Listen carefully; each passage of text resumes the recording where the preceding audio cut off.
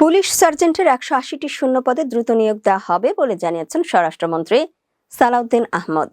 আইন শৃঙ্খলা বাহিনীর সক্ষমতা বাড়াতে এই নিয়োগ প্রক্রিয়া দ্রুত সম্পন্ন করা হবে বলেও তিনি উল্লেখ করেন। আজকে আমরা সারা দেশের জেলা পর্যায়ের আইন শৃঙ্খলা কমিটিগুলো পুনর্গঠন করার জন্য একটা পত্র জারি করেছি। জেলা পর্যায়ে যাবে, উপজেলা আইন শৃঙ্খলা কমিটি পুনর্গঠন করার জন্য আমরা নির্দেশনা দিয়েছি।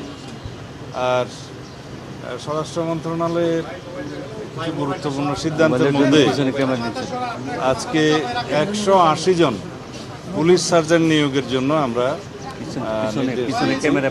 সেগুলো আগের শূন্য পদ, সেটা খুব শিগগিরই নিয়োগ করা হবে। বৃহস্পতিবার বিকেলে স্বরাষ্ট্র মন্ত্রণালয়ের জনসংযোগ কর্মকর্তা ফয়সাল হাসান এক বার্তায় এ তথ্য নিশ্চিত করেন। স্বরাষ্ট্র মন্ত্রণালয় জানায়, পুলিশের মাঠ পর্যায়ের কার্যক্রম আরও গতিশীল করতে জনবল বৃদ্ধি জরুরি। সেই লক্ষ্যেই শূন্য পদগুলো পূরণের উদ্যোগ নেওয়া হয়েছে। সংশ্লিষ্ট কর্তৃপক্ষকে প্রয়োজনীয় প্রক্রিয়া দ্রুত শেষ করার নির্দেশনা দেওয়া হয়েছে। সংশ্লিষ্টরা জানিয়েছেন, নতুন নিয়োগপ্রাপ্ত সার্জেন্টদের আধুনিক প্রশিক্ষণের মাধ্যমে দক্ষ করে গড়ে তোলা হবে, যাতে তারা জনগণের নিরাপত্তা নিশ্চিতে আরও কার্যকর ভূমিকা রাখতে পারেন। চূড়ান্ত সময়সূচি ও নিয়োগ বিজ্ঞপ্তি শিগগিরই প্রকাশ করা হবে বলে সংশ্লিষ্ট সূত্রে জানা গেছে।